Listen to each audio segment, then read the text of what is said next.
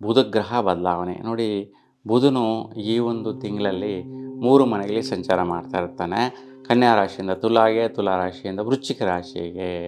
ಹಾಗಾಗಿ ತುಲಾ ರಾಶಿಯಲ್ಲಿ ಭಾಳಷ್ಟು ದಿನ ಇರ್ತಕ್ಕಂತಹದ್ದು ಅಂದರೆ 24ನೇ ತಾರೀಕುವರೆಗೂ ತುಲಾ ರಾಶಿಯಲ್ಲಿ ಸಂಚಾರ ಮಾಡ್ತಾ ಇರ್ತಾನೆ.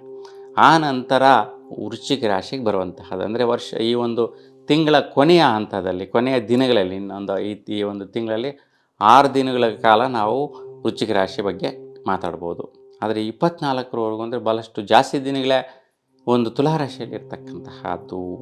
ಹಾಗಾಗಿ ದಂಪತಿಗಳಿಗೆ ಯಾವುದೋ ಒಂದು ವ್ಯವಹಾರದ ಬಗ್ಗೆ ಮಾತಾಡ್ಕೊಳ್ಳುವಂತಹದ್ದು, ಅಂದರೆ ಗಂಡ ಹೆಂಡತಿ ಮಧ್ಯೆ ಈ ಒಂದು ಆದಾಯಗಳು ಬರೋ ವಿಚಾರ, ಅಂದರೆ ಭೂಮಿಯಿಂದ ಬರುವಂತಹ ಬಿಸ್ನೆಸ್ ವ್ಯಾಪಾರ ವ್ಯವಹಾರ ಆಗಿರ್ಬೋದು, ಭೂಮಿ ತಗೊಳ್ಳೋ ವಿಚಾರ ಆಗಿರ್ಬೋದು, ಮನೆಗಳು ಕಟ್ಟೋ ವಿಚಾರ ಆಗಿರ್ಬೋದು, ಬೆಳೆಗಳು ಬೆಳೆಯುವಂತಹ ವಿಚಾರ ಆಗಿರ್ಬೋದು, ಈ ರೀತಿ ವಿಚಾರದಲ್ಲಿ ಉತ್ತಮವಾದ ಫಲಗಳಿರುತ್ತೆ. ಮತ್ತು ವೈದ್ಯಕೀಯ ಕ್ಷೇತ್ರದಲ್ಲಿರ್ತಕ್ಕಂತಹವ್ರಿಗೂ ಕೂಡ 24ರವರೆಗೂ ಒಳ್ಳೆಯ ಲಾಭದಾಯಕ ಪ್ರತಿಫಲಗಳನ್ನ ನೋಡುವಂತಹದ್ದಿದೆ, ಚೆನ್ನಾಗಿದೆ. ಇನ್ನು ವಿಶೇಷವಾಗಿ ವೃತ್ತಿಯಲ್ಲಿ ಯಾರೆಲ್ಲ ಈಗ ಬಿಲ್ಡಿಂಗ್ಸ್ ಕಟ್ತಾ ಇರ್ತೀರಾ, ಬಿಲ್ಡರ್ಸ್ ಇರ್ತೀರಾ, ಅಂತಹವ್ರಿಗೆ 24ರವರೆಗೂ ಒಂದು ರೀತಿ ಲಾಭದಾಯಕ ಫಲಗಳು ಅಂತಲೇ ಹೇಳ್ಬೋದು.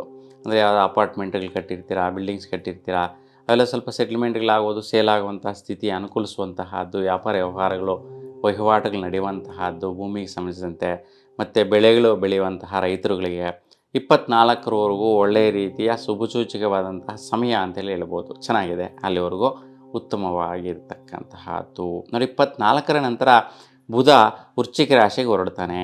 ಆಗ ಇದೇ ಒಂದು ವ್ಯವಹಾರಗಳಿಗೆ ಖರ್ಚುಗಳು ಮಾಡುವಂತಹದ್ದು, ಇನ್ವೆಸ್ಟ್ಮೆಂಟ್ ಮಾಡುವಂತಹದ್ದು ಬರುತ್ತೆ. ಹಾಗೆ ಸ್ವಲ್ಪ ಜಾಗೃತಿಯಿಂದ ಮಾಡೋದು ಒಳ್ಳೆಯದು. ಆಲೋಚನೆ ಮಾಡಿಬಿಟ್ಟು ಬಟ್ ದುಡುಕುವಂತಹದ್ದು ಬೇಡ 24ರ ನಂತರ.